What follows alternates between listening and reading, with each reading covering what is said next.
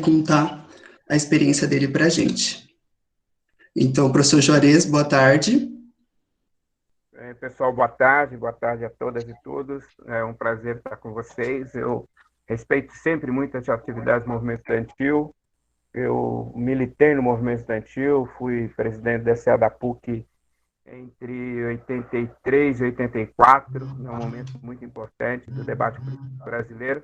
E naquele momento, como diretor da União Estadual dos Estudantes, eu acompanhei a formação do Diretório Central da Unesp. Eu era responsável em fazer o acompanhamento e acompanhei a formação do Diretório Central, que a Unesp estava naquele momento organizando. Então, o nome do TCE, eu acho que vocês sabem, é Elira Rezende, e eu sou muito amigo da família da Elira Rezende, então é um prazer, né, estar com vocês.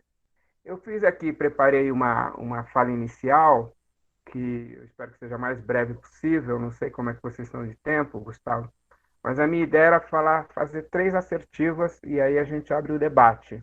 Nós estamos discutindo essa questão há um certo tempo, desde 95, eu tenho discutido a questão do racismo a partir do viés do Estado e tenho desenvolvido minha pesquisa a partir dessa perspectiva. Então, eu queria fazer 3 assertivas para a gente conversar, né? Uma falando sobre o ensino superior, o papel que ele tem na formação dos dirigentes do mercado, do Estado e de parte da sociedade, por isso que é importante a discussão da pluralização no espaço da universidade. Depois discutir como é que o racismo estruturou o ensino superior no país. Ele é fundado pelo racismo e retroalimenta o racismo no país. E, por último, falar um pouco das políticas públicas que têm sido adotadas no Brasil e em âmbito internacional para que a gente possa superar a situação de segregação racial, né, na universidade, particularmente nos países profundamente divididos pela desigualdade socio-racial. Nunca é demais lembrar que o Brasil ele tem um papel singular no processo e na ação, na articulação da escravização desde o século XVI. Dos cerca de 11 milhões de africanas e africanos que foram escravizados no continente, vieram para o Brasil 4,8 milhões, os cálculos são esses, ou seja, quase 50% da população arrancada da África vem para o Brasil durante 3 séculos e meio. Isso faz com que o Brasil tenha um papel diferente, por exemplo, dos Estados Unidos em relação à escravização. Lá nos Estados Unidos, a população escravizada se concentrou mais no sul do país, né, aquele chamado cinturão sul do país. O norte você tinha outras formas de desenvolvimento da economia nos Estados Unidos, mas no Brasil não. No Brasil, a população escravizada ocupou todo o território nacional, ocupou todos os ciclos importantes de desenvolvimento econômico e social do Brasil, desde da extração e corte de madeira, passando pela cana-de-açúcar, passando pela período do garimpo, passando pela grandes fazendas de café, a mão de obra escravizada atravessou todos os ciclos, principais ciclos econômicos, políticos, sociais, culturais brasileiros, tendo acesso ao que havia de mais avançado na tecnologia econômica da época. E ao final desse processo, a partir de 1888, essa população foi colocada numa zona do desconhecido. Há um autor da Martinica, Frantz Fanon, que ele usa uma expressão muito importante para entender o que aconteceu com a população negra no Brasil. Ela foi colocada naquilo que ele chama de um espaço de não ser. A partir de 1888, a população negra brasileira foi colocada numa situação de segregação tão brutal, tão absoluta, que impediu essa população de participar da maior revolução do século XX, que foi a formação da classe média. A população negra ficou tão segregada que ela não participou desse processo. É por isso que os pesquisadores dizem hoje que a classe média branca brasileira teve o privilégio de participar sozinho da construção do capital econômico, cultural, social e político ao longo do século XX, e por conta disso desfruta de uma situação muito particular na realidade política social brasileira. Então, feita essa rápida introdução, a gente gostaria de acentuar uma tese, uma hipótese que tem sido há muito tempo discutido e é importante, penso eu, compartilhar com vocês. A ideia de que o ensino superior é extremamente importante. O ensino superior, desde a invenção da universidade no Ocidente e da invenção da universidade em África, que foi anterior ao Oriente, a universidade ela forma os quadros que vão dirigir o Estado, vão dirigir o mercado e vão dirigir parte da sociedade. A universidade tem um papel, o ensino superior tem um papel de formar quadros dirigentes, quadros técnicos, quadros profissionais, quadros com competência e capacidade de desenvolver atividades no âmbito do Estado, né? Pega, por exemplo, a magistratura, ela é toda formada por pessoas que saíram de universidades, grande parte das universidades públicas, né? Você pega, por exemplo, no mercado, todos os principais players, gestores das grandes empresas nacionais e internacionais passaram pela universidade, portanto, eles desenham o Estado, o mercado, e parte dessas pessoas são dirigentes hoje de espaços importantes na sociedade brasileira. Pega aí as organizações como a ABI, OAB, e aí dá uma noção um pouco disso que nós estamos falando. A universidade tem um papel importante na formação de dirigentes do Estado, do mercado e da sociedade. Por isso é um lugar de disputa importante. E, a rigor, no Ocidente sempre foi assim. Vocês pegam o livro do Platão, A República, há um espaço específico que o Platão faz, a tipificação de pessoas, né? Ele fala sobre os homens de bronze, que são os trabalhadores, né? na época escravizados, fala sobre os homens de prata, que são as pessoas que vão ter uma formação, tanto do exército como também a formação para dirigir o Estado, os burocratas do Estado, e fala dos homens de ouro, que são os reis filósofos. Mas ali você tem uma ideia de que é importante uma formação para você poder assumir esses espaços de direção e mando. A mesma coisa acontece na obra importante, né, no final de um período da Idade Média e a invenção de um período novo que se inaugura, em especial na Europa.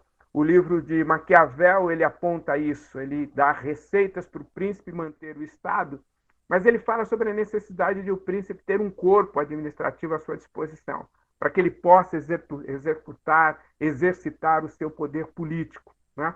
O mais importante manifesto político de esquerda do século XIX, o Manifesto Comunista de Karl Marx, ele aponta isso.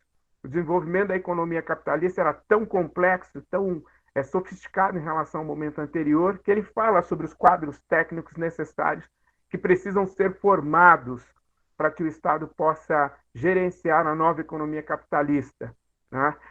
O livro importante do Norbert Elias, O Processo Civilizador, em que ele faz uma distinção entre civilização e cultura, ele vai falar da emergência de uma classe social, que é a emergência dessa classe de acesso à cultura, a cultura no sentido da formação técnica, da formação profissional, da formação intelectual, né? Dessa população se apropriar desse chamado, mais tarde, capital cultural, que é a classe média.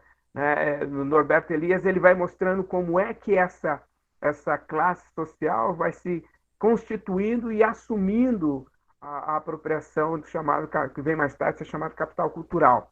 Os estudos do Pierre Bourdieu falam sobre isso, né? Há um estudo especial dele, num livro chamado Economia das Trocas Simbólicas, em que ele vai apontar como é que a classe média, mesmo numa escola republicana como a francesa, no final dos anos 60, início dos anos 70, como ela cria situações diferenciadas para o filho do trabalhador e para o filho do empresário, mesmo eles na mesma escola.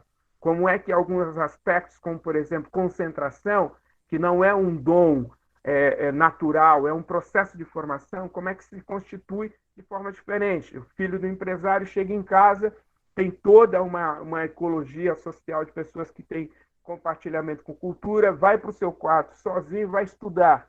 O filho do trabalhador chega em casa, onde você não tem esse arranjo cultural dado como entre a classe média, média e média alta, não tem um quarto só para ele estudar, compartilha o quarto com 3, 4 irmãos. Isso faz com que eles vão desenvolvendo concepções e percepções da realidade, por exemplo, de concentração, diferente, né? E isso vai mostrando que o papel da educação, mesmo no espaço que você tem as mesmas condições de acesso, as condições sociais anteriores à escola ou à universidade, vai criando percepções diferentes. Quem tem estudado isso muito no Brasil é o sociólogo chamado Gessé Souza. Gessé Souza, atualmente na Universidade Federal do ABC, tem feito esse debate, essa discussão. Ele, inclusive, taxou um conceito de que a classe média é a classe do privilégio, porque ela, ao longo do século XX, foi criando condições para acessar de forma quase que exclusiva a formação do capital econômico, a formação do capital cultural, a formação do capital social e a formação do capital político. Tudo isso a partir do processo de ter se apropriado do capital cultural. A classe média que foi para a universidade qualificou-se, capacitou-se de uma forma privilegiada, segundo o Gessé, para poder acessar o capital econômico, parte do capital econômico, né? São os mais bem assalariados da sociedade brasileira, né? Acessar o capital cultural. Até o final do século passado, quase que toda a exclusividade das universidades públicas, as vagas eram ocupadas por alunos que fizeram segundo grau em escola particular de alto padrão e vinham para a universidade pública, fazer universidade pública. Então, se apropriou dessa formação do capital cultural. Por conta dos seus salários, criaram e desenharam uma cidade profundamente segregada. Vocês devem conhecer a realidade das cidades pequenas e médias do interior de São Paulo, mas também da capital, em que você tem grandes condomínios de alto padrão, com ampla capacidade de infraestrutural, ao lado de comunidades absolutamente vulneráveis, né, as chamadas favelas e outras condições vulneráveis de vida. Então, a classe média ela se apropria desse capital cultural e ela tem o privilégio de acessar quase que exclusivamente os postos do Estado, os postos do mercado e os postos de áreas importantes na sociedade brasileira. Quem estudou muito bem essa realidade, com a constituição dessa realidade desde a Revolução Científica, é um pensador norte-americano chamado Cornel West, da Universidade de Princeton. Ele vai fazer num ensaio uma reflexão muito importante. Ele vai dizendo que, ao se apropriar desses processos todos, a universidade cria condições para fortalecer a ideia do chamado racismo moderno, para fortalecer a ideia do chamado supremacismo branco, a partir de 3 categorias. E ele vai definindo o conceito de beleza, que está ligado beleza à confiabilidade, né? Por isso, por exemplo, que as pessoas negras têm mais batida da polícia, por exemplo, né? Porque tem um padrão de beleza e a população negra foge desse padrão de beleza, construído a partir do supremacismo branco. A questão de cultura, por isso que muitas pessoas consideram que o funk não é cultura, porque não faz parte daquele extrato cultural herdado da Europa, né? Um dos mais importantes fenômenos culturais dos setores urbanos, o funk não é considerado por essas pessoas como cultura. E o conceito de ciência, né? O conceito de ciência, o que nos interessa fazer esse debate, como se construiu esse conceito de ciência nas universidades brasileiras. Então, você tem uma instituição, que é a universidade, que retroalimenta as possibilidades de você ter uma sociedade que justifica as diferenças sociais, econômicas, raciais, a partir de um pressuposto que nos Estados Unidos chama de supremacismo branco e no Brasil de branquitude. Pesquisadores no Brasil optaram em traduzir o conceito do Brasil de branquitude. Que significa o que isso? Significa que você tem assegurado acesso ou não a determinadas áreas de visibilidade e poder político de acordo com a cor da sua pele. Você tem direitos, privilégios transformados em direitos de acordo com a cor da sua pele. A cor da sua pele ela favorece ou dificulta você ter acesso a determinados lugares. Vocês devem se recordar, alguns de vocês, por exemplo, já leram em algum lugar que o mercado de trabalho no Brasil chamava antigamente chamada boa aparência, né? Que era o padrão instituído a partir do supremacismo branco para você ocupar determinados lugares no mercado de trabalho. Então, como é que se estrutura, a partir dessa perspectiva, o ensino superior no Brasil? Nós trabalhamos com a seguinte ideia, isso para nós é importante. A segregação, a desigualdade e o racismo, ele se organiza, se estrutura a partir de três fenômenos. Ele é fundante, ele é estruturante e ele é replicante. Por que ele é estruturante? Porque ele é fundante. Porque ele funda todas as instituições que surgem numa determinada sociedade calcada pelo racismo. Quando a família real chega no Brasil em 1808, que dá início à construção desse Estado brasileiro no século XIX, todas as instituições constituídas no Brasil a partir de 1808, atravessa todo o século XIX, parte do século XX, todas elas são fundadas e marcadas pela digital da violência racial e do racismo, todas. Então, ela é fundante porque as instituições fundadas num determinado período têm a digital do racismo e da segregação. Segundo aspecto, ele é estruturante. Ele estrutura todas as relações de uma determinada sociedade. Ele está presente em toda a sociedade, nas relações subjetivas, individuais, do dia a dia, aquelas relações mais próximas, pessoais, mas também nas relações estruturantes, do ponto de vista do mercado, do ponto de vista do Estado, do ponto de vista da cultura, dos meios de comunicação. Ele está presente em todas as estruturas econômicas, políticas, sociais e culturais do país. Né? É importante observar e sacar essa realidade. E o terceiro aspecto é que ele é replicante. Ele vai sendo replicado nas relações, no dia a dia. Ele é replicado a partir dos preconceitos que são veiculados por piadas, por programas de televisão, por comportamentos sociais. Ele é replicado pela discriminação, né? Quando você vai atravessar na rua com o negro, você muda de calçada. Quando o negro senta no restaurante universitário, ele fica sozinho, praticamente ninguém senta com ele. Quando ele vem no ônibus, ele vem do lado, as pessoas demoram para sentar do lado dele. Essas formas de replicação da discriminação, ela vai consolidando uma estrutura social que faz com que você replique o racismo no dia a dia. Então, o que nós estamos falando é que as instituições de ensino superior no Brasil, elas foram fundadas a partir de uma perspectiva de segregação e violência racial, elas estruturaram mecanismos importantes nas relações sociais e elas ajudaram a replicar conceitos, ideias e visões. Eu vou pegar só especificamente aquilo que foi importante na formação do ensino superior do Brasil. A família real chega em 1808 e algumas das providências dela foi montar o Banco do Brasil, uma imprensa, né, um jornal que inaugura o fake news no Brasil, a Gazeta do Rio de Janeiro, em 1808, um jornal absolutamente mentiroso, mas cria também os mecanismos para que você possa ter o ensino superior. Em 1808 são criadas as duas escolas de medicina, as primeiras que você tem com esse formato no Brasil, em Salvador e no Rio de Janeiro. Essas duas escolas são importantes para entender a formação do racismo acadêmico no Brasil. São decisivas. Elas foram montadas para darem base de sustentação a uma política supremacista que poderia permitir a segregação do negro. Então, você tem na Escola de Medicina de Salvador a formação de um cara chamado Raimundo Nina Rodrigues, de 1820, ele é de 1862 e morre em 1906. Por que esse cara é importante?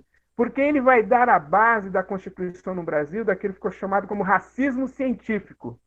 Até o século XIX, vigia uma ideia muito pouco elaborada conceitualmente, mas que justificava a violência contra os negros, que surge num estudo feito por Santo Isidório de Sevilha. Ele faz uma exegese de um texto bíblico, de uma passagem que tem Noé e os seus filhos, e a partir dali ele cria o chamado mito de Cã, onde supostamente a descendência de Cã seria escravizada, né? E seria, portanto, parte da população negra.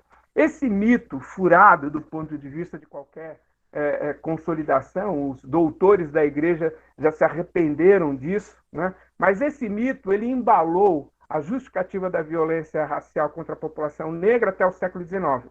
Mas no século XIX, que é o século do despertar da ciência, da racionalidade, do iluminismo do século anterior, não teria sentido você pregar toda a violência a partir de uma perspectiva religiosa, mesmo porque esse pressuposto foi duramente combatido pela ciência. Então, Nina Rodrigues ele faz parte de um conjunto de pesquisadores que começam a formular a teoria de uma suposta superioridade biológica do branco em relação ao negro. Ele passa a discutir uma suposta superioridade para justificar as violências contra a população negra.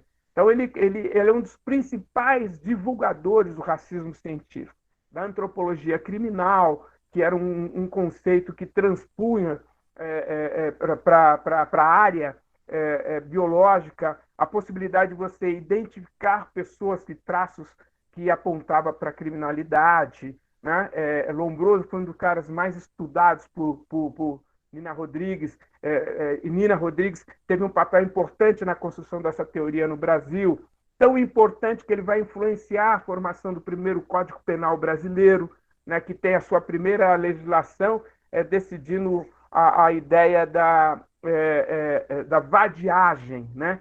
O homem negro sai do processo de escravização, não tem onde trabalhar, então ele é um candidato natural ao aprisionamento, ao encarceramento a partir dessa perspectiva, né? Natural nesse sentido, dele não ter ingresso no mercado de trabalho, então ele está à disposição para ser preso. Por isso, as instituições de encarceramento surgem logo depois do Brasil deixar de importar pessoas na condição de escravizadas para o Brasil em 1850.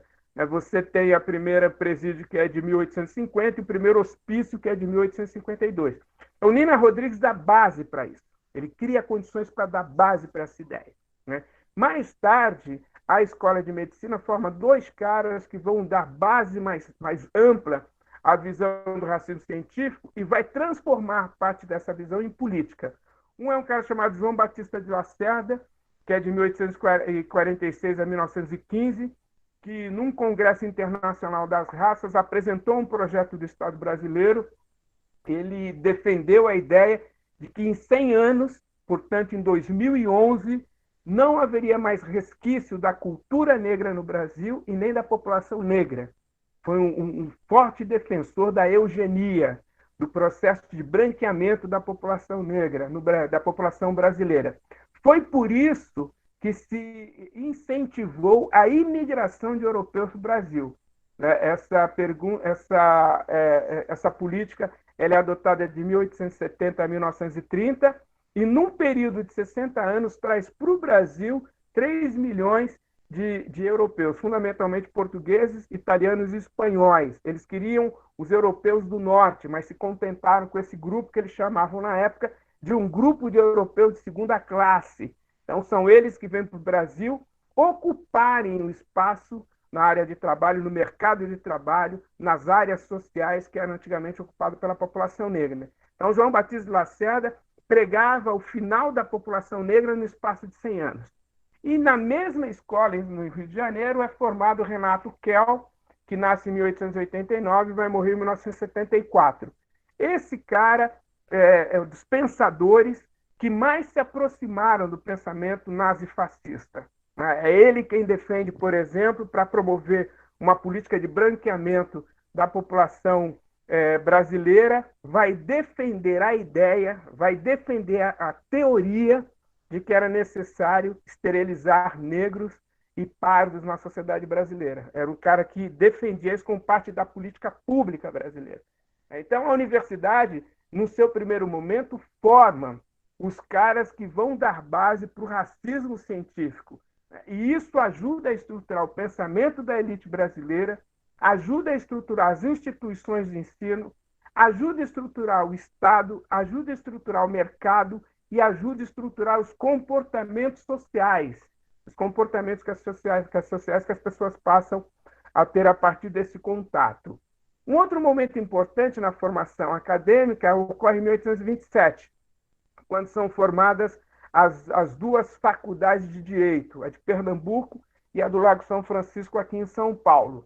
Há um trabalho, que é a tese de doutorado, de um professor da USP, chamado Sérgio Adorno, que faz parte do Núcleo de Estudo de Violência na USP. O livro chama Os Aprendizes do Poder e o Bacharelismo Liberal na Política Brasileira. O que é fantástico nesse material?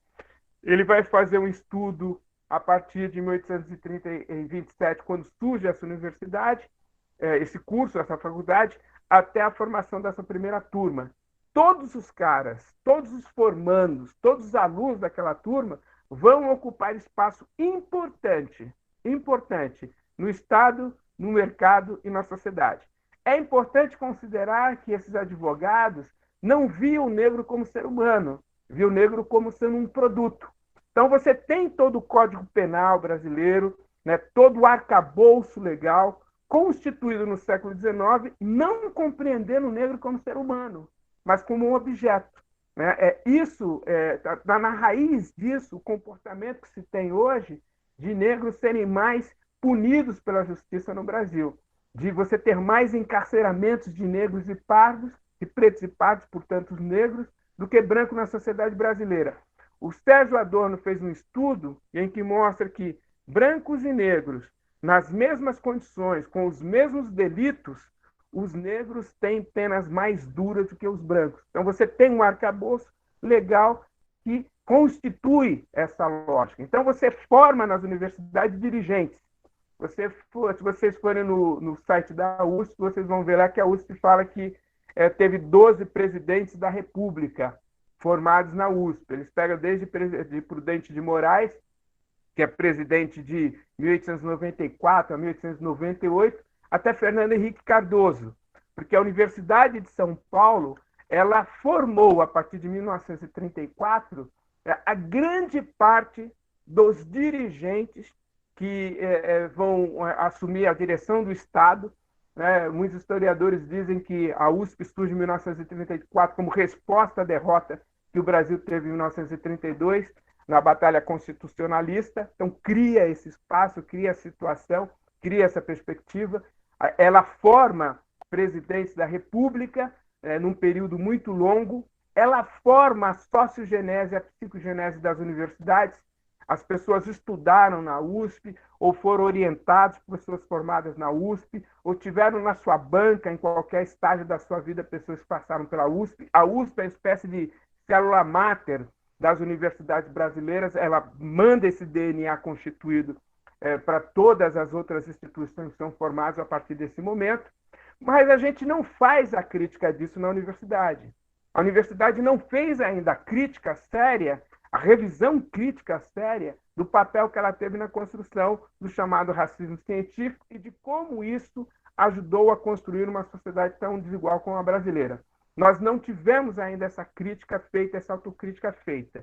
Diferente de outros espaços importantes, né? Espaços importantes que você tem na ciência pelo mundo afora. A revista Nature, que é uma das mais importantes revistas no mundo, ela publicou no dia 9 de junho um editorial, a tradução é minha, então é uma tradução livre, mas no essência está mantido o texto vertido do inglês, o texto em inglês. O título é Racismo Sistêmico. A ciência deve ouvir, aprender e mudar. E no subtítulo, a Nature se compromete a trabalhar para acabar com as práticas antinegras na pesquisa. Essa é a questão central, na nossa opinião. Esse é o debate que tem que ser feito na universidade. E enfrentar o debate epistêmico, teórico, metodológico, deontológico, que faz com que a universidade reproduza na sua institucionalização, na sua forma de organização, na sua forma de pensar, aquilo que ficou conhecido como modelo do Estado brasileiro, segundo uma pesquisadora chamada Bell Hooks, que você tem um Estado que ele é patriarcal, ele é anti-mulher, ele é capitalista, no sentido que ele dá mais ênfase ao mercado do que às relações humanas e sociais, e supremacista branco. Esse Estado ele é reproduzido, fundado, estruturado e replicado na universidade. A Nature, por exemplo, no texto dela, um texto brilhante nesse editorial, ela diz, as negras e negros, pesquisadores e pesquisadoras, estão usando as mídias sociais para definir como deve ser a ação contra o racismo, chamando a atenção para décadas de literatura sobre os passos necessários para tornar a academia e a ciência equitativas. Essa ação de denúncia é, em parte, porque há muito tempo os pesquisadores negros e negras têm sido negados a eles o espaço, plataforma, institucionais e publicações para os seus trabalhos. A Nature reconhece que é uma instituição branca responsável pelo viés da pesquisa e na bolsa de estudo. O empreendimento da ciência tem sido e continua sendo, segundo a Nature, cúmplice do racismo sistêmico e deve se esforçar mais para corrigir essas injustiças e ampliar vozes marginalizadas. É isso que falta para a gente no Brasil. Falta a gente fazer uma autocrítica dura, profunda, séria, radical, sobre o papel que o racismo científico teve na universidade brasileira e como ele criou essa situação que, na nossa opinião, reproduz os mesmos mecanismos de violência contra a população negra dentro da universidade. Né? Por isso nós temos tão poucos negros. Como é que você pode reverter isso? Nós estamos discutindo isso com pesquisadores, ativistas negros, intelectuais negros, militantes negros, dos últimos 40 anos praticamente sozinhos. Desde 1978, em 7 de julho, quando surge o Movimento Negro Unificado, nós temos apontado que a única forma de você sair dessa situação é você ter políticas públicas, como, por exemplo, as políticas públicas adotadas entre 1945 e 1975, adotadas na Europa inteira, na Grã-Bretanha, na Espanha, em Portugal, na Itália, na França, na Alemanha, na Bélgica, nos Estados Unidos e não adotadas no Brasil. Você precisa de políticas públicas para poder superar a desigualdade. Da mesma forma que foram adotadas políticas públicas para a trazida e instalação dos imigrantes entre 1870 até 1930, nós precisamos agora de políticas públicas para superar esse fosso da desigualdade social que nós temos no Brasil. Sem políticas públicas é impossível você pensar nisso. A Constituição de 88 apontou o caminho, é necessário você universalizar o acesso às políticas públicas. A partir dos anos 80, nós passamos a ter dados sobre essa desigualdade. É importante destacar que a ditadura civil-militar impedia o debate sobre a questão étnica-racial. Ela só vai ser retomada depois na democratização, na década de 80. A partir dos anos 90, começamos a formular as primeiras políticas públicas. As pessoas estão discutindo política de reserva de vagas agora no Brasil, mas acadêmicos, ativistas estão discutindo isso desde os anos 90. Em 1995, é formado na USP um centro para discutir políticas públicas no Brasil, orientado pelo professor Kabengele Munanga. Em âmbito federal, na época, o governo Fernando Henrique Cardoso criou o Comitê de Trabalho Interministerial, da qual fazia parte o professor Hélio Santos, que começou a pensar políticas públicas para a superação da desigualdade étnica-racial. Nós só vamos aplicar essas políticas no século XXI, 50 anos depois dessas políticas terem sido adotadas na Europa e nos Estados Unidos. Isso é um absurdo, absoluto absurdo. Né? As políticas conhecidas no Brasil como cotas é uma modalidade de política pública. Eu acho que nós não temos cotas no Brasil.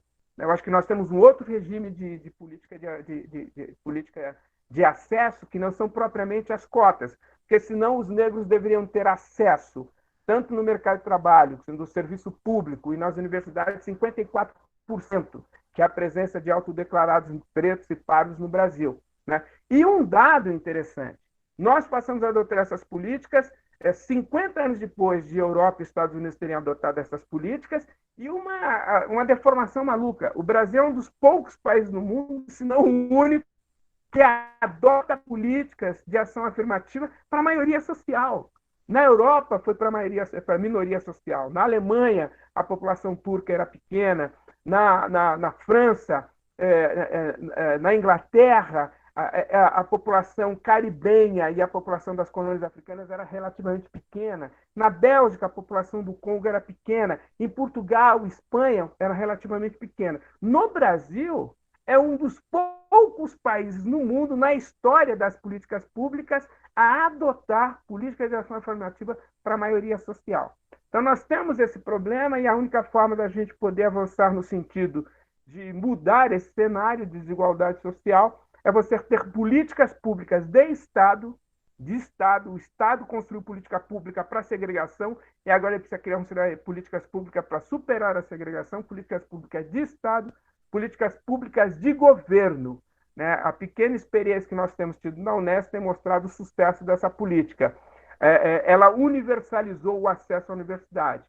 Mais mulheres entraram na universidade em relação ao século passado, mais alunos de escola pública ingressaram na universidade em relação ao século passado e mais pretos e pardos ingressaram na universidade. Então, para você superar essa situação de segregação e violência racial, na nossa opinião, é necessário você ter políticas públicas para que você tenha uma massa crítica na universidade para fazer uma autocrítica sobre o papel que ela teve na construção do racismo supostamente científico e na construção dessa desigualdade social no Brasil.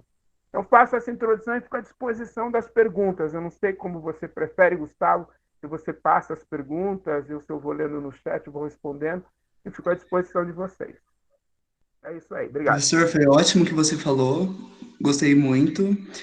Eu posso ler as perguntas no chat, eu já estou linkando aqui. Eu posso começar então a fazer? Tranquilo. Nós temos a primeira pergunta, que é da Maria Fernanda, que diz assim: Professor Juarez, como foi para o senhor ocupar um espaço acadêmico tão importante que majoritariamente é ocupado por brancos? Bom, quero dizer que não foi em nenhum momento um mérito, né? Não existe mérito em sociedades iguais, eu não acredito nisso. Meu pai, durante os anos 60, foi preso. Meu pai era um homem encarcerado, um homem negro encarcerado, e é assassinado em 1970. Minha mãe, ela trabalhou na lavoura, depois trabalhou na indústria têxtil e terminou a vida dela trabalhando como empregada doméstica. Trabalhou até os 70 anos como empregada doméstica. E numa determinada situação específica, eu fui para a universidade. Fiquei 10 anos sem estudar, entre os 10 e 17 anos, fiz supletivo, depois entrei na universidade a partir dessa ação. Entrei porque houve uma mobilização política importante da minha mãe, muito importante. Eu já fazia parte de uma ação política, fazia parte, na época, militava num partido que eu conheci na fábrica, o Partido Comunista do Brasil, que era um partido clandestino na época. Militei nesse partido e, quando eu fui para a universidade, eu já tinha uma leitura política das relações políticas sociais. Por isso que, no segundo ano, eu fui eleito presidente do DCE e passei a fazer parte desse processo político. E interessante que, no primeira grande crise que nós tivemos na gestão do DCE, a primeira crise que nós tivemos foi depois de um congresso da UNE realizado no Rio de Janeiro. O que emergiu como crítica à nossa gestão não era a nossa condição política, a nossa proposta política, a nossa ação política, mas o fato de nós sermos negros. A ideia é que passaram a nos chamar na universidade de gorilas. A chapa do DCE era fundamentalmente feita por negros, um grupo de mulheres japonesas e uma pessoa branca. Então, a nossa chapa era uma chapa da diversidade, né? Mas foram pegar para poder fazer crítica à questão do racismo. Na minha opinião, a situação foi muito difícil, mas não é diferente da enfrentada por outras pessoas. E acho que foi mais tranquila do que a enfrentada pelo meu pai e pela minha mãe. Então, nós tínhamos mais condições, num determinado momento, para fazer esse enfrentamento.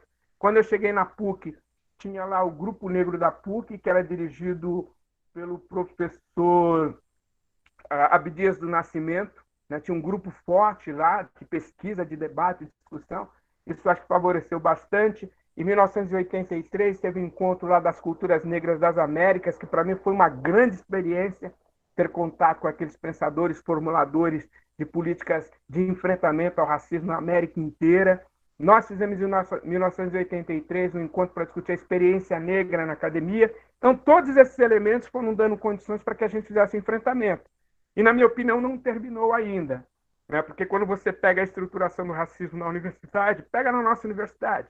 Né? Quantos professores negros vocês têm? Quantos chefes de departamentos vocês têm? Quantos professores titulares negros existem? Negros e mulheres, né? Quantos teóricos negros e mulheres nós temos apresentado no quadro teórico dos nossos cursos? Então, o que eu digo é que ainda estamos no enfrentamento. Um enfrentamento político que requer, na nossa opinião, persistência, mas também aliança. Né? A superação dessa situação não vai se dar só pela ação política dos negros. Como foi mostrado agora nas ações políticas nos Estados Unidos, a população branca têm um papel importante na superação do racismo. Nunca tivemos tantos jovens brancos em manifestações antirracistas pelo mundo afora. Nós precisamos ter jovens brancos antirracistas que combatem o racismo na luta política no Brasil e na universidade. Foi difícil, como toda luta política, ainda é desafiador, bastante difícil, mas eu acredito que a gente já tem um projeto de mundo, um projeto de país. A igualdade como utopia deve ligar nossas ações políticas, deve estimular as nossas ações políticas. E eu acho que todos nós temos um papel na universidade para superar. Foi difícil, mas não foi impossível. E acho que nós vamos mudar essa realidade com essa nova realidade de tantos jovens negros ingressando na universidade. A gente vai montar uma massa crítica, que eu acho que é importante, com a participação de jovens brancos antirracistas e criar uma situação para superar, talvez em médio prazo, essas marcas do racismo na sociedade brasileira. Murilo, acho que você esqueceu a câmera ligada. Você poderia desligar, por favor? Professor, já temos uma segunda pergunta da Mariana.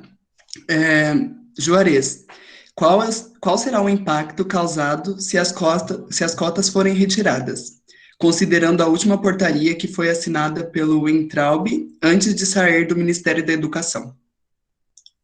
Bom, eu acho que você fez uma boa observação. Queria antes dizer o seguinte: as pessoas só foram se dar conta dessa portaria que estimulava a formação de políticas de reserva de vagas na pós-graduação, mestrado e doutorado, quando a portaria foi revogada, porque ela já estava em vigor há muito tempo. Um outro aspecto é que as universidades podem simplesmente ignorar isso, porque as universidades têm autonomia na sua gestão financeira, administrativa, acadêmica, para manter ou não tais políticas. Por exemplo, quando essa portaria estava em vigor, apenas um curso nosso da Universidade Estadual Paulista decidiu ter cotas no mestrado e doutorado, definir políticas de ingresso no mestrado e doutorado, que é o curso de Geografia de Presidente Prudente, que tem uma das notas mais altas definidas pela CAPES, que é a nota 7, que é uma nota de reconhecimento e padrão internacional. Então, o único curso de todas as pós-graduações que nós temos adotou essa política. Então, nós podemos ignorá-la. O grande problema é que em 2022 vai ser feita a revisão das políticas de ação afirmativa no Brasil.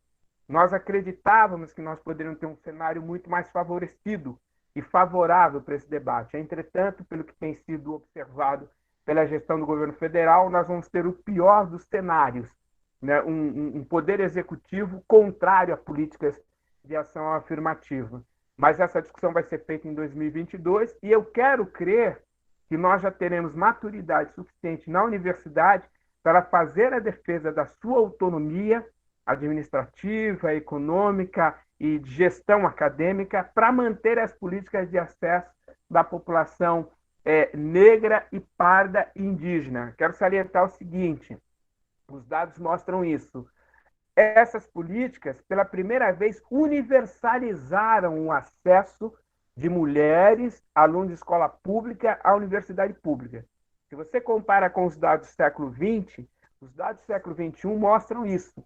Essas políticas elas favoreceram fortemente negros e pardos e indígenas, mas também, e até em maior número, mulheres brancas, que entraram em todos os cursos das universidades públicas, e alunos de escola pública.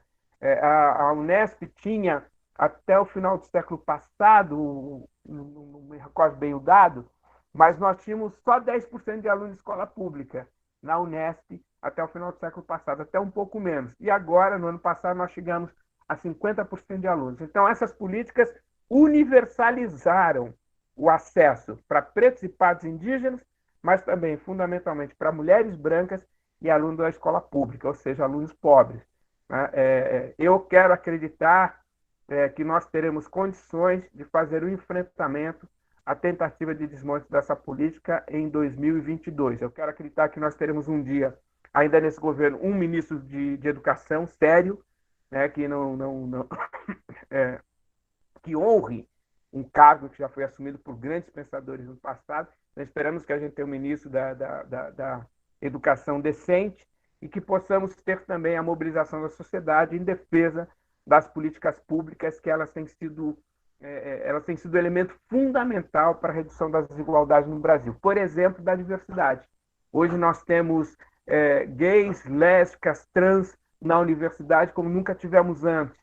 Temos esse grupo social que monta coletivos, que está começando a impactar o debate político no ensino, na pesquisa, na extensão, na cultura, está ajudando a mudar a cultura da universidade. Eu estou, por exemplo, orientando um trabalho de um aluno negro, gay, que o nome do trabalho é Fichas Pretas. Ele está investigando a violência contra homens negros gays. Isso seria impossível na universidade do século passado. Impossível. Né? Então, essas mudanças, aos poucos, ela vai pluralizando a universidade, ampliando a diversidade na universidade, criando um ambiente mais favorável. Mas também tem a reação. Né? A universidade também está se tornando um espaço hostil a esse grupo social que chega na universidade, e nós precisamos de políticas públicas para poder lidar com isso. Professor, a gente já tem uma terceira pergunta do Eduardo Torres. Boa tarde, professor. Gostaria de saber a sua opinião em relação aos episódios da criação de perfis em redes sociais para expor pessoas que supostamente fraudaram as cotas. Qual é o papel de nós, alunos, e a própria instituição frente a esse problema? Acho que a questão central, Eduardo, é que as instituições denunciadas, os alunos são denunciados, não tomaram as medidas necessárias para coibir essa ação. As denúncias nas redes sociais, elas são consequência, e a causa foi a omissão das instituições de ensino superior e não adotar a política pública. Em 2016, o Conselho Federal do Ministério Público disse o seguinte: se você adota uma política de reserva de vagas, você é responsável pela conduta e aplicação da política. Ou seja, se existem fraudes, você precisa criar mecanismos para superar a fraude. O Supremo Tribunal Federal já havia dado um instrumento legal para isso. O Supremo Tribunal Federal ele havia aprovado o conceito de heteroidentificação, ou seja, identificação por terceiros, e criou o mecanismo de observação de fenótipo e não genotipia. Fenótipo, textura de cabelo, cor de pele e aspectos fisionômicos. Então, você tinha instrumento legal, remédio legal para poder aplicar a política pública integralmente. O fato das universidades se omitirem da sua responsabilidade levou alunos a fazer isso. Então, eu gosto de observar esse fenômeno não como a causa, né? Ele é consequência da omissão das políticas públicas que não foram adotadas corretamente pelas universidades. É óbvio que é muito ruim, no momento que nós estamos vivendo, uma crítica e uma observação de como fake news que destrói reputação é extremamente negativo na sociedade brasileira. É óbvio que não pode ser, não deve ser incentivado esse tipo de ação política, porque isso pode provocar a destruição de reputação, que é um instrumento da extrema-direita, na minha opinião. Então, o ideal é que você não faça isso. O que eu quero chamar a atenção é que isso só está acontecendo porque as universidades públicas que adotaram as políticas de ingresso de reserva de vagas não tiveram medidas efetivas que pudessem permitir a averiguação das autodeclarações, segundo a recomendação do Supremo Tribunal Federal e segundo a recomendação do Conselho Federal do Ministério Público. Então, na minha opinião, tais medidas não seriam as mais adequadas, mas eu prefiro responsabilizar por essas ações as instituições que não tomaram as devidas providências para que não chegasse a essa situação. Se elas tivessem montado comissão de averiguação e tivessem feito o levantamento dos casos, eu acho que vocês viram alguns casos são escandalosos, né? Não tem nenhuma dúvida de que aquela pessoa, pelo menos naquelas fotos expostas, estava fraudando o sistema. Não tinha nenhuma dúvida se tiver correspondência entre as fotos e as pessoas que fraudaram o sistema. Então, se as universidades tivessem adotado mecanismos que pudessem fazer essa averiguação, essas pessoas não estariam sendo expostas na rede pública e tendo a sua reputação desmontada. Acho que deve-se evitar isso. Como você evita isso? Adotando mecanismos legais dados pelo Supremo, pelo Conselho Federal do Ministério Público para fazer a averiguação das autodeclarações. A responsabilidade na minha opinião, são das universidades que não adotaram tais políticas e não propriamente dos alunos. Deve-se desestimular essa prática, mas deve-se condenar duramente as instituições que não cumpriram sua responsabilidade. Muito bom. Já temos uma pergunta aqui da Gabriela Almeida. Diz o seguinte: Professor, gostaria de saber qual a opinião do senhor sobre o atual presidente da Fundação Cultural Palmares, que fala que o movimento negro é uma escória maldita. Lamentável, né? A Fundação Cultural Palmares, ela surge em 88, a primeira forma de organização dela em 88, no centenário da abolição da escravatura no Brasil. A primeira pessoa que assumiu a Fundação Cultural Palmares foi o intelectual do Rio de Janeiro chamado Carlos Moura, né? Um cara muito bem formado, uma pessoa extraordinária que teve um papel importante na condição da Fundação Cultural Palmares. Ela nasce dentro de uma perspectiva de valorização da contribuição que a população negra deu à civilização brasileira e trouxe mecanismos importantes para a gente poder compreender a presença negra no Brasil. Ela, por exemplo, é responsável pela titulação das terras remanescentes de Quilombo. Então, o papel dela é importante. A figura que atualmente ocupa esse espaço cumpre uma função que nós temos identificado, que tem sido muito comum ao discurso da extrema-direita desde 2008. Começa nos Estados Unidos, depois pega todas aquelas eleições que ocorreram na Europa. Por exemplo, na Alemanha você voltou a ter um partido nazista nas últimas eleições.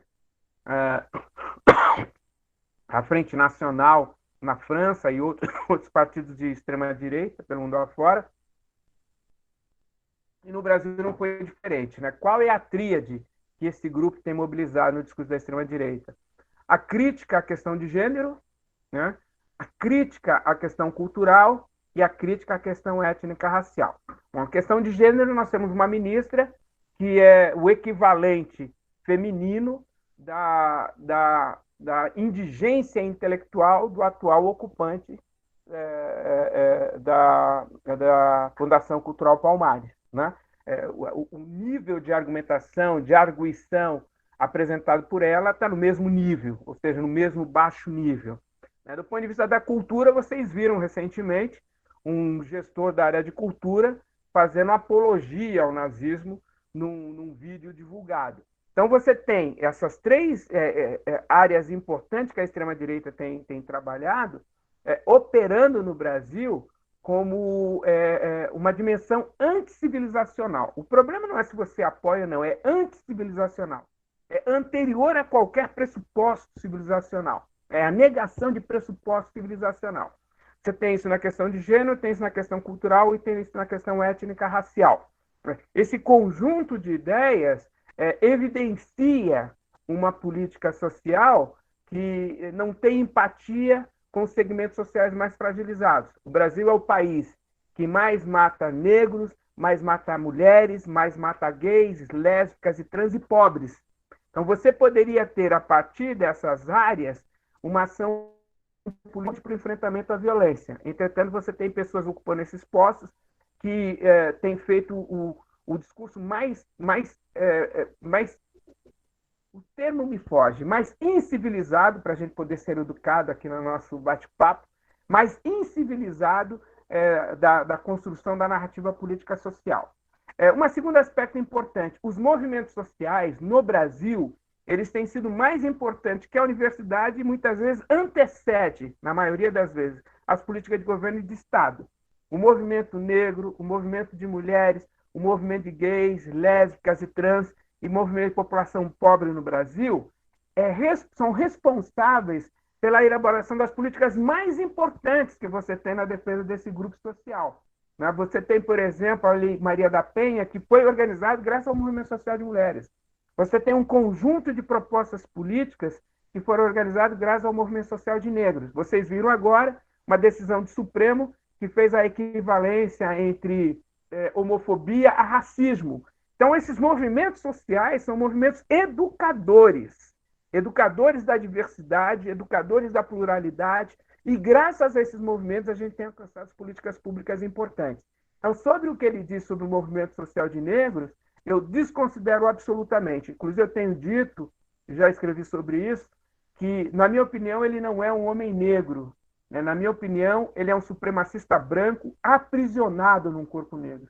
Eu conheço o pai dele, que é um jornalista extraordinário, um poeta sensacional, um escritor extraordinário, que está sofrendo muito, lamentavelmente, por ter uma figura tão adjeta quanto essa à frente de uma área de formação de políticas públicas tão importante quanto a Fundação Cultural Palmares.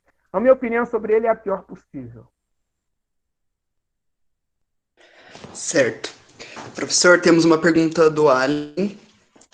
Boa tarde, professor. O que nós, alunos da universidade, podemos fazer para apoiar e ajudar as políticas de igualdade racial? Fantástico, uma pergunta fantástica. Acho que pode ajudar, e vamos trabalhar um pouco com experiência do que veio dos Estados Unidos. Nós nunca tivemos tantos jovens brancos nas ruas lutando contra o racismo, como nos Estados Unidos e Europa, até me chamou a atenção no Japão e na Coreia do Sul. Né? Nós nunca tivemos tantos jovens não negros na rua lutando contra o racismo. Por que isso? Porque eles começaram a perceber, essa população, que o racismo ele faz parte de um conjunto de violências interseccionais. Onde tem racismo, há machismo, onde tem racismo, machismo, há supremacismo de classe. Eles sacaram isso e acho importante. Segundo, eles começaram a assumir a responsabilidade deles diante da luta contra o racismo. É muito interessante isso. Eles podem e têm feito um papel importante. Eu vi 2 cartazes que eu acho que denunciam uma política muito boa para os jovens brancos na luta contra o racismo. Um cartaz era de uma ativista de Nova York. Ela dizia o seguinte: a omissão da população branca em relação ao racismo provoca a morte de negros. E outra que eu vi em Minneapolis, a menina dizia assim: nós estamos na rua porque a polícia não vai ter coragem de nos matar na frente das câmeras de televisão. Então, o que me chamou a atenção são jovens brancos compreendendo o privilégio que eles tiveram na sociedade e fazendo enfrentamento, em especial nos espaços onde são negados a presença do negro. Onde o negro não está presente, o jovem branco ativista contra o racismo está fazendo a denúncia e enfrentamento ao racismo. Gosto muito de uma frase da Angela Davis, que ela diz que não basta não ser racista, tem que ser antirracista. No Brasil, além de ser antirracista, você tem que combater o racismo. Acho que essa é uma questão fundamental e importante. Eu acho recomendável que esses jovens compreendam que a luta contra o racismo faz parte de uma luta de uma violência interseccional e que, ao fazer esse enfrentamento, ele cria a condição mais favorável para a realidade política social brasileira. Então, o que eu acho disso, eu acho importante, e o que eu acho que deveria ser feito é incorporar a luta política, esse aspecto de enfrentamento à violência interseccional, e passar a fazer isso, né? Quando alguém conta uma piada durante o jantar em casa, quando alguém conta uma piada na sala de aula, quando alguém burla o sistema que assegura direitos à população negra, denunciar, falar, questionar, participar das atividades, formular teoria, formular reflexão que possa permitir fazer isso. Por exemplo, no começo eu comecei falando aqui que o Nina Rodrigues se apropria de uma suposta discussão feita pela biologia, mas ao longo do tempo a biologia foi desmontando essa teoria de uma suposta supremacia branca do ponto de vista científico. Então, como é que pode fazer isso? É formulando teoria, participando politicamente, questionando criticamente e se posicionando, né? Enfrentando o racismo nos espaços em especial onde a população negra não pode fazer. Eu acho que esse é o papel e acho que essa é a responsabilidade da juventude branca democrática brasileira para fazer o enfrentamento ao que eu gosto de chamar de violências interseccionais. Muito bom. Professor, a gente já tem outras perguntas. Da Ingrid Ávila, que diz se a população negra também tem dificuldade na permanência na universidade, não só na entrada. Sim, brutal. Né? A gente, no começo, nós tínhamos um receio que seria como uma roleta, entre e sai, entre e sai, entre e sai. Por que isso aconteceu, na minha opinião? Porque, lamentavelmente, as universidades que adotaram essas políticas não criaram mecanismo de acolhimento desse aluno, né? Há um dado que tem sido investigado e nós temos feito esse trabalho na nossa universidade, com a participação do pessoal de Botucatu, mas mostrando que aumentam a presença desse grupo social, mas também aumenta a violência contra esse grupo. A universidade tem sido um espaço hostil para mulheres, pretos, pardos, negros, né, indígenas, que é muito pouco na universidade, e pobres de modo geral. A universidade ela adotou uma política de ingresso, mas falta ainda ter uma política mais ampla de permanência. Há um esforço grande feito pelas universidades, mas ainda não há, na minha opinião, a materialização dessa política na universidade. Para fazer isso precisa de grana, né? Ou você aumenta a suplementação das universidades, ou você reestrutura a universidade para ter grana suficiente para poder manter os alunos que ingressam pelas políticas de ingressos de reserva de vagas.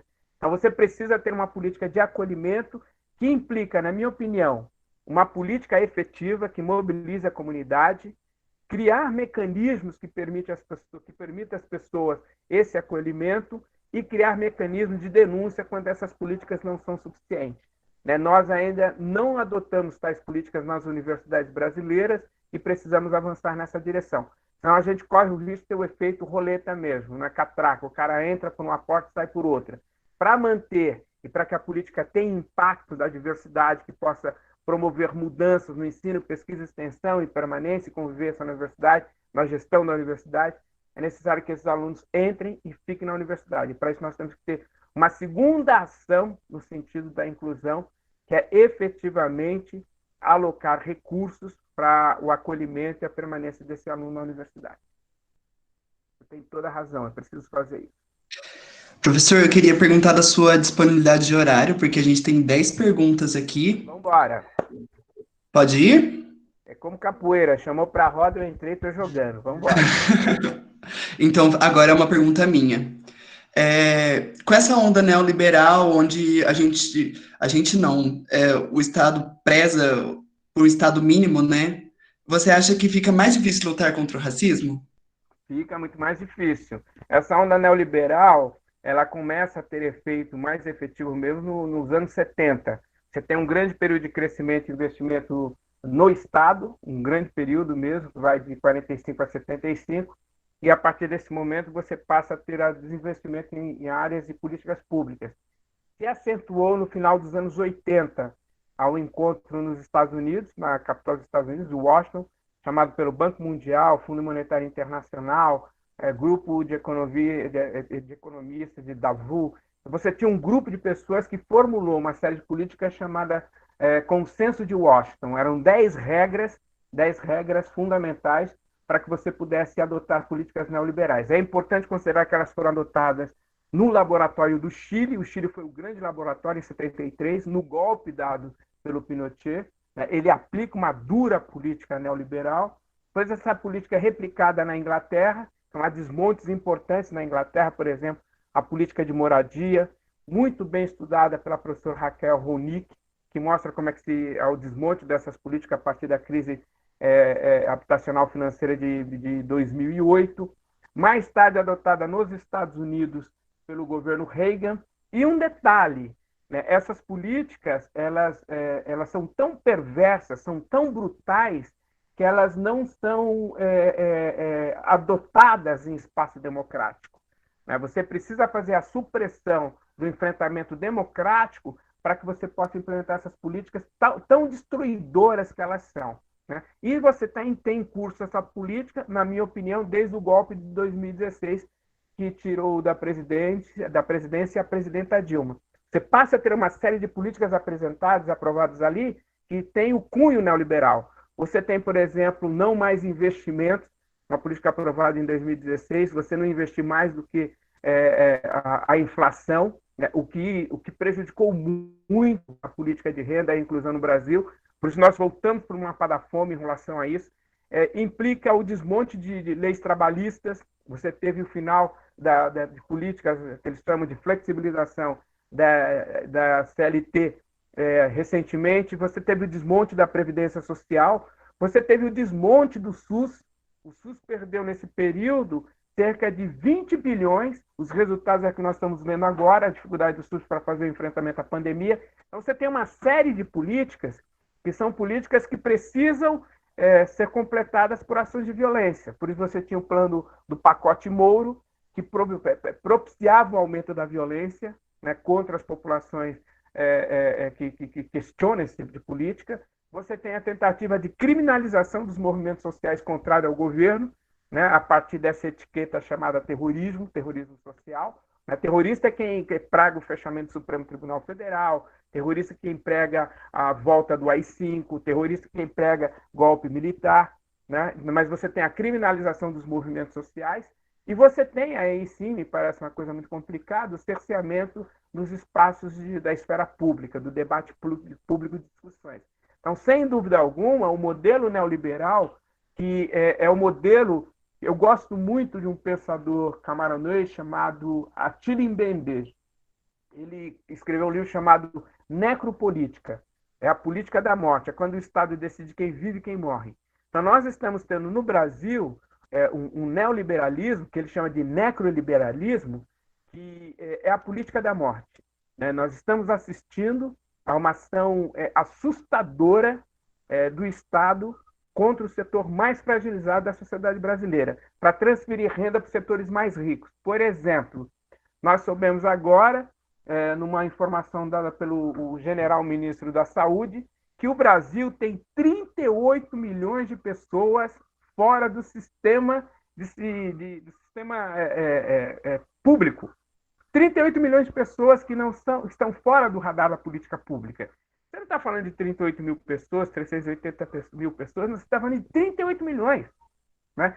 São quase 4 Portugais. Quase 4 Portugais. Então é importante para nós, imagino eu, compreender que essa política vai provocar mais violências. Né? Nós tivemos agora, estamos para ultrapassar a fronteira dos 60 mil mortos. Né? Isso é uma calamidade. Né? Nós tivemos mortes acentuadas no Brasil na Guerra do Paraguai, de 1864 a 1870, morreram 50 mil pessoas, fundamentalmente negros. Você tem o massacre de Canudos, de 1896 a 1897, que matou 25 mil pessoas. Você tem a gripe espanhola, né, de 1918 e 19, que matou, segundo os números, imprecisos, segundo os números, 30 mil pessoas. E agora você tem, num curto espaço de tempo, cerca de 4 meses, uma pandemia que já matou cerca de 60 mil pessoas. Pobres, da periferia, negros, pessoas desassistidas socialmente. Então, toda essa política neoliberal, na minha opinião, deve ser chamada de política necroliberal.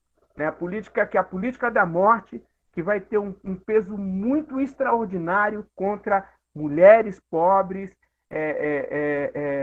população desassistida e a população não branca brasileira. Então, faz parte desse pacote. É impossível você pensar políticas públicas se a gente não frear a violência da política neoliberal. É impossível. Muito obrigado pela resposta, professor. A gente tem uma pergunta da Ellen, que diz, professor, o senhor concorda que a bancada de cotas seja uma maneira efetiva de garantir que essa política pública seja cumprida e para que ela não tenha fraudes? Eu não entendi a bancada de cotas, eu não entendi a pergunta. Bancada de cota, é isso mesmo? Eu acho que ela quer falar se a bancada, quem avalia, né, a bancada que avalia. Ah, tá. As chamadas comissões de averiguação, não é isso? Isso. Tá. Então é o seguinte, eu acho que ela pode ajudar na efetividade da política. As políticas de ação afirmativa, e portanto as políticas que tem as comissões de averiguação fazem parte dessa política. Eu sou presidente da Comissão de Averiguação da Unesp desde 2016. Então, o que essas políticas têm? Primeiro que elas têm o remédio legal que dá sustentação a ela. É a decisão do Supremo Tribunal Federal e a decisão do Conselho Federal do Ministério Público. Segundo, ela tem critérios de serem adotadas. Né? O mecanismo que ela tem é a política de fenotipia, né? Como eu disse anteriormente, textura de cabelo, cor de pele e aspectos fisionômicos. Por que isso? Porque no Brasil, diferente dos Estados Unidos, o racismo é por marca, né? Cor de pele. e não é por ascendência, como nos Estados Unidos, um oitavo de sangue negro, por exemplo, né, leva a pessoa a sofrer discriminação. Então, é a aparência no Brasil que leva as pessoas a sofrerem violência. Então, as comissões trabalham com esses critérios, ela tem mecanismos técnicos para serem instituídas, elas são diversas, elas são formadas por especialistas, elas têm por objetivo assegurar direitos, não violar direitos, não expor as pessoas. Então, elas podem ser, na minha opinião, um instrumento importante para a execução da política pública. Ela pode ajudar na implementação da política pública. E acho que tem feito isso. Eu acho que o papel que as comissões de averiguações têm feito é no sentido de assegurar à universidade condições para que ela adote sua política pública. E acho que ela é imprescindível em função da magnitude das fraudes. As fraudes são assustadoras. Nós identificamos que existem fraudes estimuladas por cursinhos pré-vestibulares, cursinhos de mercado. Nós observamos que tem pessoas que frauda com documento obtido, né, de remanescentes de quilombo e assim sucessivamente, né? Nem sempre, eu acho que fizeram uma pergunta nesse sentido, nem sempre a gente consegue assegurar que as comissões elas atuem de forma adequada, né, por várias razões, especial numa universidade como a Unesp. Para vocês terem ideia, durante 10 dias, né, na fase final da averiguação em 2019, eu e um grupo de professores, servidores técnicos administrativos, rodamos por 20 campos da Unesp em 10 dias. Então, a gente fazia a verificação de manhã, à tarde, à noite, uma cidade, ia para outra cidade. É muito complicado isso. Como é que a gente pode mudar isso? É que a comunidade efetivamente assuma esse processo, que a unidade assuma esse processo.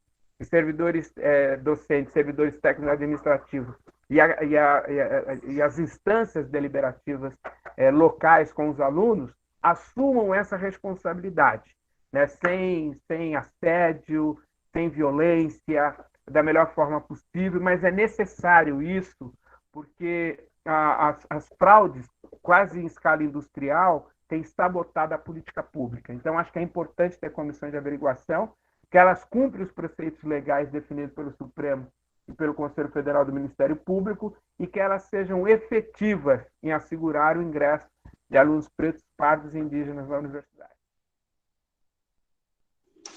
Muito bom. O professor Guilherme está perguntando se existe algum incentivo partindo da instituição pública ou privada, como bolsas de iniciação e extensão, para sua ascensão na academia. Não, lamentavelmente não tem.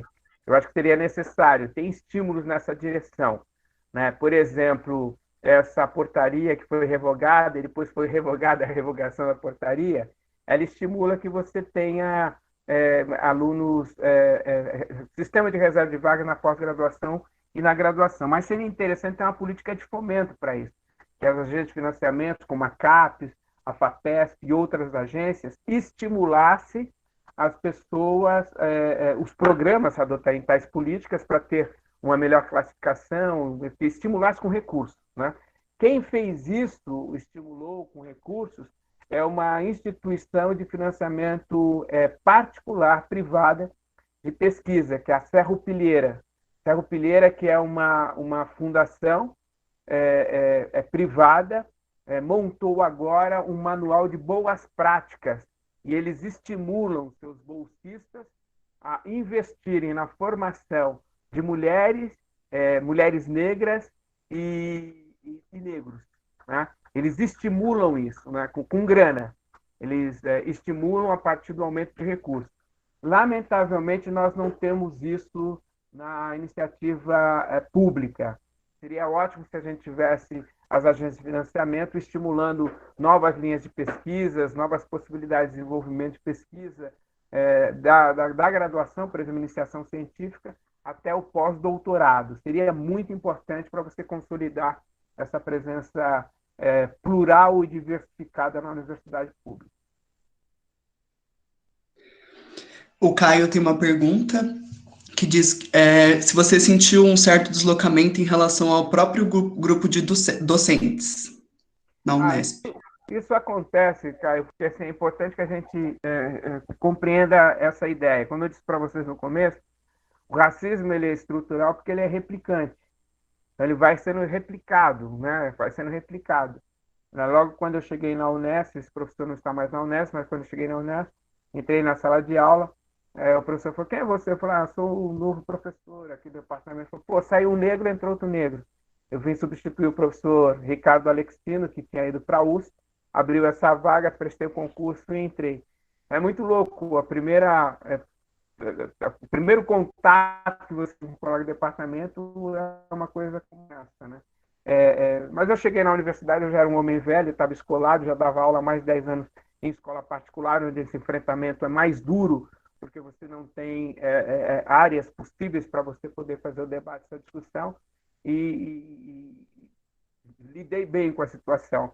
Mas ainda é um problema sério, né? Eu acho que nós precisamos ter política na universidade que amplie isso. Por exemplo, você precisa, e essa é a consequência da política de ingresso, você precisa ter política de seleção, você precisa ter uma política de sistema de reserva de vagas para professores negros. Você precisa ter isso, né?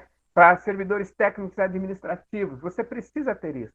Você precisa ter políticas públicas para aumentar a presença de negros, mulheres, indígenas, gays, lésbicas e trans em espaço de visibilidade e poder de decisão política na universidade. Isso é importante, isso é fundamental, isso é decisivo.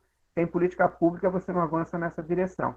Então, enfrentei barreiras na universidade, enfrento barreiras na universidade, como enfrentei a minha vida inteira em qualquer lugar, em qualquer espaço que as pessoas consideram que não é o espaço do negro. Isso tem sido superado em função das políticas públicas e por conta do comportamento político. Né? Eu acho que a gente avança para uma universidade mais diversificada que se propõe a fazer esse debate. Então, quanto mais rapidamente a gente avançar nessa direção, melhor será para nós. Então, enquanto não houver política pública que assegure esse sistema de ingresso em áreas de visibilidade e de poder na universidade, a gente vai ter dificuldade de lidar com isso. Por exemplo, né, quantos professores titulares negros nós temos na universidade? Quantos professores titulares mulheres nós temos na universidade? Quantos, entende?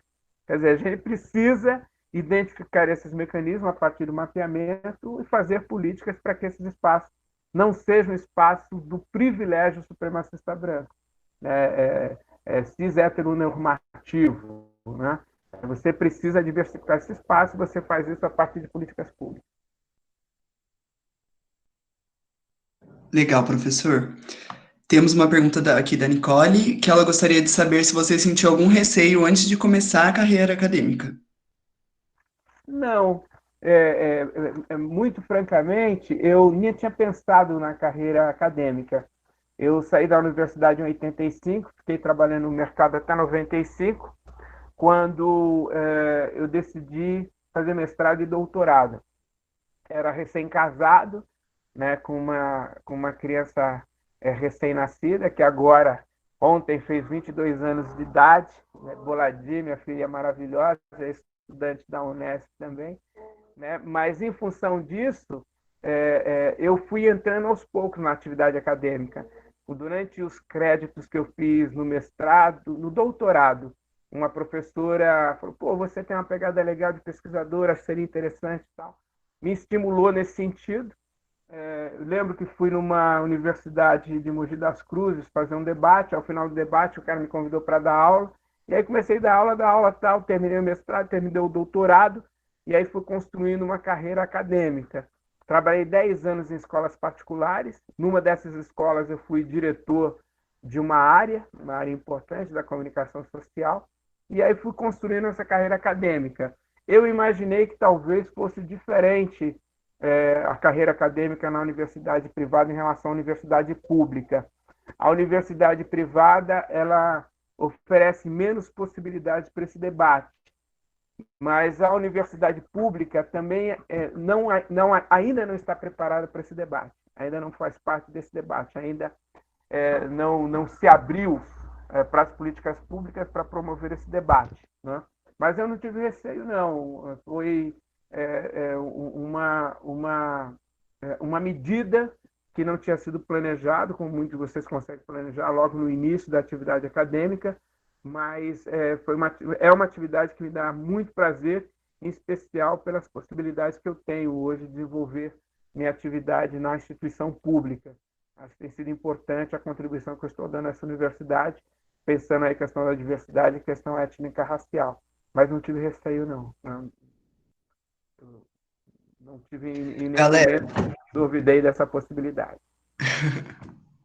teve umas perguntas que estão aqui que o professor já respondeu, então eu vou ir pulando, tudo bem? A Samantha Ellen gostaria de saber qual a sua opinião sobre o vestibular da Unesp, em que as ações afirmativas só se aplicam no fim do processo, ou seja, a partir da segunda fase. Muito obrigado. Eu tenho a impressão que nós precisamos melhorar o sistema. Eu acho que do vestibular da Unesp, na minha opinião, é o mais bem preparado em âmbito nacional para poder assegurar os direitos da população que entra para o sistema de reserva de vagas, né? Mas deve ser melhorado. Eu tenho conversado, por conta de fato ser presidente da comissão de averiguação da Unesp, eu tenho conversado com a direção da Unesp desde 2016. Inclusive tem um professor do campo de vocês que é da Unesp, que é o Renato Diniz, e a gente tem conversado bastante sobre isso. E nesses últimos anos, a VUNESP mudou bastante mesmo, né, o sistema de informação, de observação. Mas acho que tem muitas mudanças que precisam ser feitas, né? É importante observar que o vestibular é definido pela universidade. A VUNESP é como se fosse uma prestadora de serviço para a universidade. Nós precisamos fazer esse debate na universidade para mudar isso. A universidade precisa fazer esse debate. Ele não é o melhor sistema, mas é o mais avançado que nós temos hoje entre as universidades públicas, por incrível que pareça. O que nós precisamos, é incrível que pareça, porque as outras universidades não adotaram tais políticas, exceto as federais, né? O ideal é que nós pudéssemos fazer mudanças para assegurar melhor mecanismo de ingresso. A Prograde tem feito isso, tem feito um esforço grande de pensar novos mecanismos de ingresso na universidade. Acho que num determinado momento esses mecanismos de ingresso eles vão ter que incorporar a questão do sistema de reserva de vagas.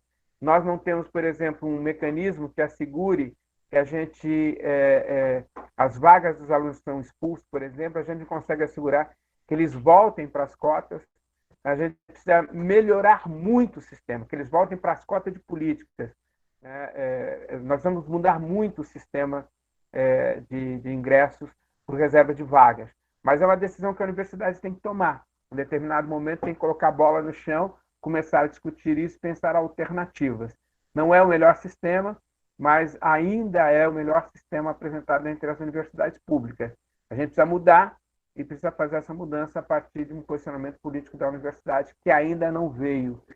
Espero que a gente possa assegurar e ampliar o mecanismo de ingresso nos próximos anos, mantê-lo, ampliá-lo, no sentido de que a gente consiga fazer um sistema de averiguação e seleção de ingressos de pretos, pardos e indígenas de uma forma mais eficiente, né? A gente vai avançar nessa direção.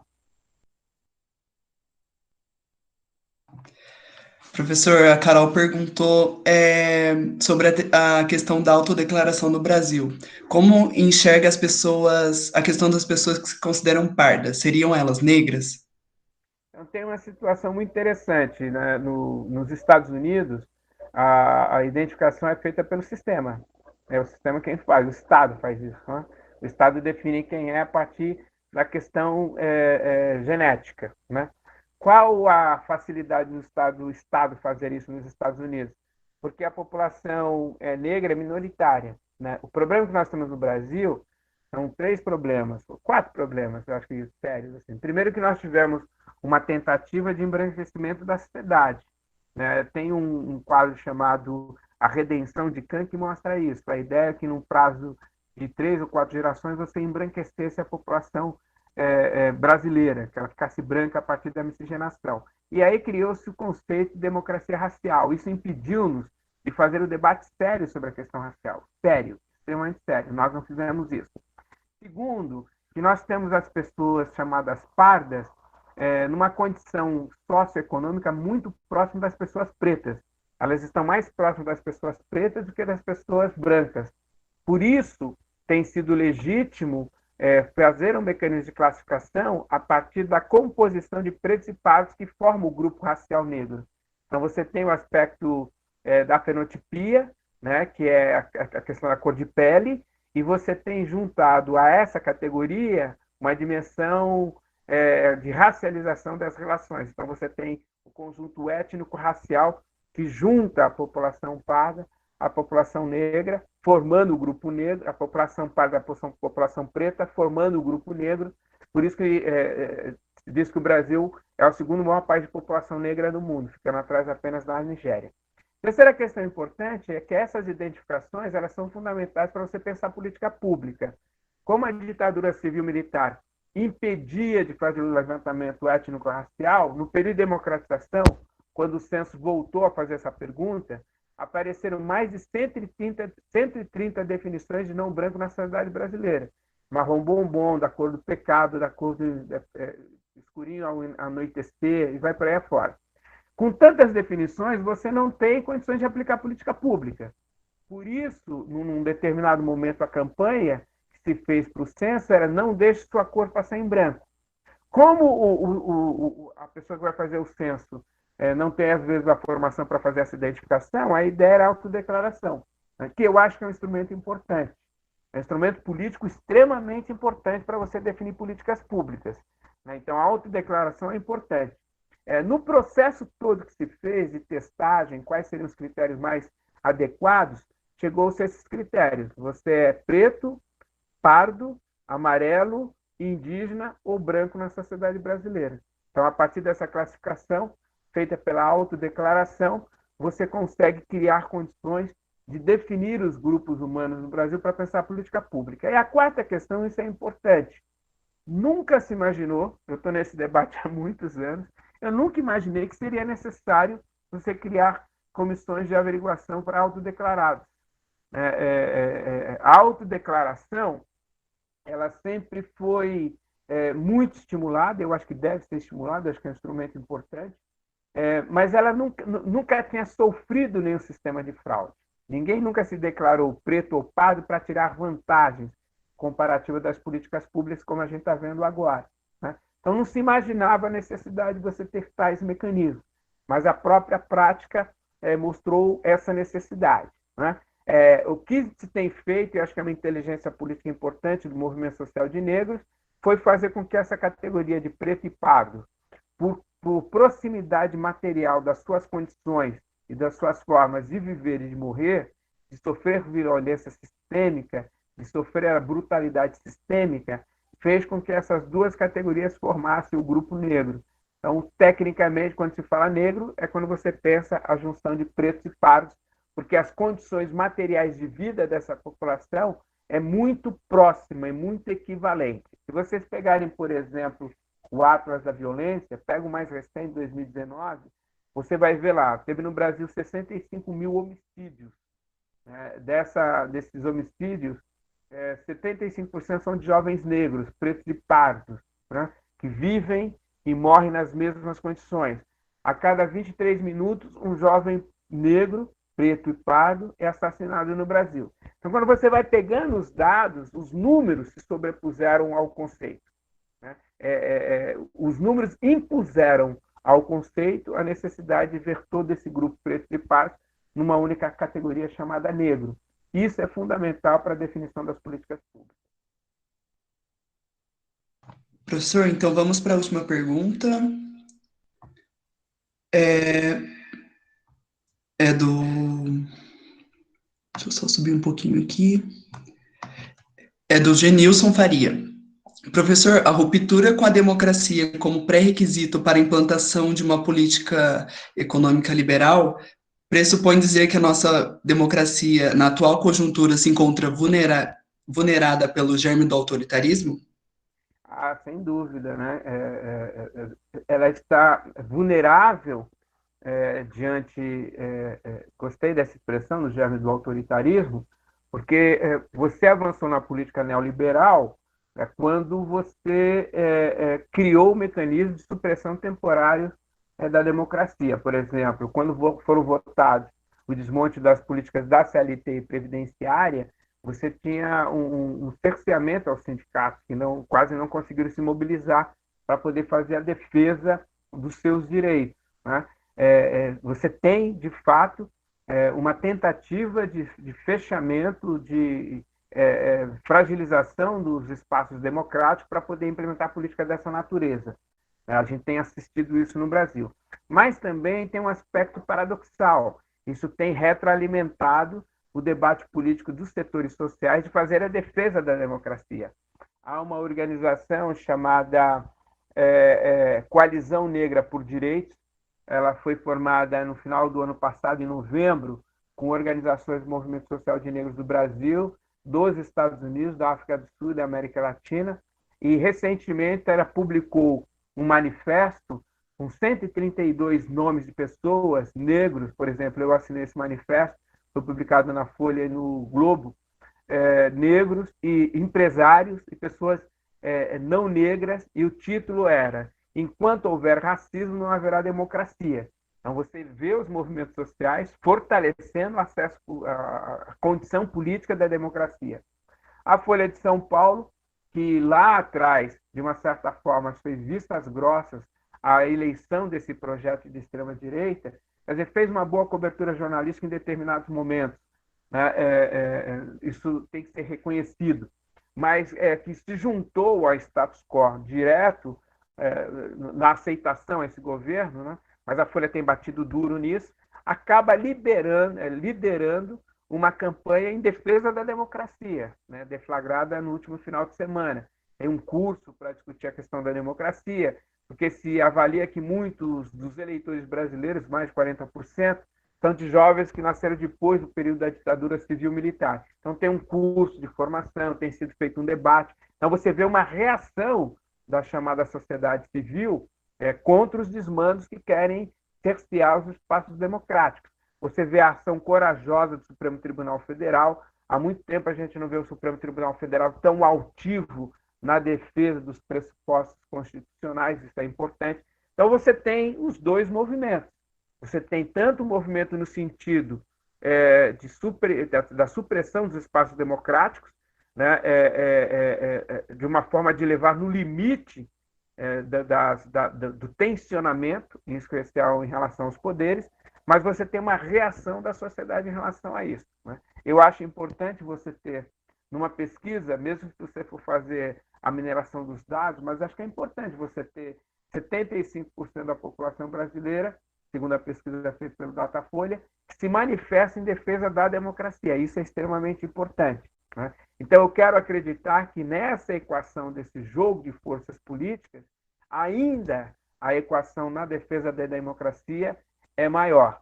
Ainda tem mais possibilidades de enfrentar essa situação e, pós esse período, criar condições de reorganização do Estado brasileiro para assegurar o bem-estar da maioria da sua população. Isso eu acho que é fundamental. Há um dado que eu acho importante a gente salientar o seguinte, muito bem observado uma pergunta atrás, sobre a questão do desmonte do Estado a partir das políticas públicas. Mas quando você vê os estados que estão dirigindo esse movimento em âmbito mundial, eles estão sendo fortalecidos. Os Estados Unidos fortalecem o Estado. Então, essa ideia de desmonte do Estado acaba favorecendo uma política que não assegura os direitos do Estado brasileiro e da sociedade brasileira, mas um grupo muito pequeno, né, que são aqueles que a revista Forbes mostrou numa reportagem recente, são os cerca de 200 bilionários que você tem na sociedade brasileira. Então, você tem toda uma economia de um país, de um Estado, focado para assegurar o direito de 200 bilionários que vivem fundamentalmente de renda, né, na sociedade brasileira. Então, se você tem uma força política contrária à democratização, você tem uma reação também da sociedade e das instituições que ainda estão em funcionamento em fazer o contraponto a essa tentativa de supressão das liberdades democráticas. Né? E eu quero crer que a gente avança no sentido de consolidação da democracia no Brasil. Quero acreditar nessa possibilidade. Por exemplo, se não fosse isso, nós não estaríamos aqui conversando, né? Trocando essas ideias, conversando como nós estamos conversando. Então, quero crer que a gente caminha no sentido de consolidar os pressupostos democráticos e quero crer que, passada essa onda conservadora de extrema-direita no Brasil, nós sejamos capazes de reconstruir as políticas públicas nesse país, em especial nos direitos trabalhistas, nos direitos à previdência social, no reinvestimento de áreas importantes como a saúde. Quero crer que a gente tem fôlego para poder barrar essa onda de extrema-direita e esse desmonte do Estado brasileiro. Professor, eu queria agradecer a sua presença, primeiramente, foi muito proveitoso tê-lo aqui com a gente. Agradecer pelo aprendizado que você passou para a gente. E concordamos com o senhor que temos que fortalecer as instituições.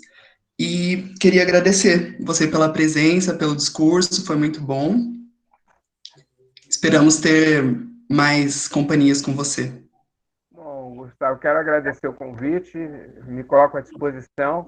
Acho que é importante fazer isso, que é fundamental, acredito que é fundamental. Acho que vocês têm um papel político importante, os estudantes têm um papel político importante, então quero agradecer essa oportunidade.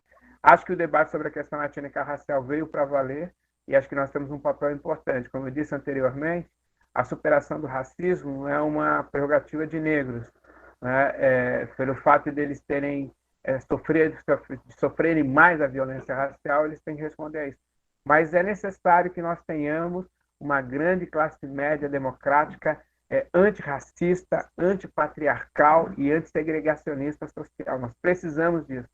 Então, esse debate, essas discussões que vocês têm promovido, pode ajudar que a gente possa avançar no sentido de ter em vocês, que não são negros, parceiros efetivos na construção de um país mais equânime, mais igualitário, um país de fato permita um desenvolvimento sério, né, no sentido da diversidade do povo brasileiro. Né? Então, agradeço o convite, acho que dá de parabéns o DA, acho importantíssimo fazer esses debates, né? Sinto-me irmanada na expectativa de vocês, fiz movimento estudantil, acho importante o movimento estudantil, espero que ela seja tão importante para vocês como foi importante para mim. O movimento estudantil me educou a ter uma utopia, que é acreditar na utopia da igualdade social nesse país. Né? Então, isso que eu tive inoculado pelo movimento estudantil quando era jovem, é o que mantém jovem meu espírito no sentido de manter a luta política por igualdade social no Brasil. Parabéns para vocês e me coloco à disposição em outros momentos também, tá bom? Muito obrigado, professor. Eu que agradeço, tá bom? Abraço para vocês e boa sorte aí. Agora vocês vão fazer a chamada, então eu posso sair, né? Porque eu não preciso responder chamada.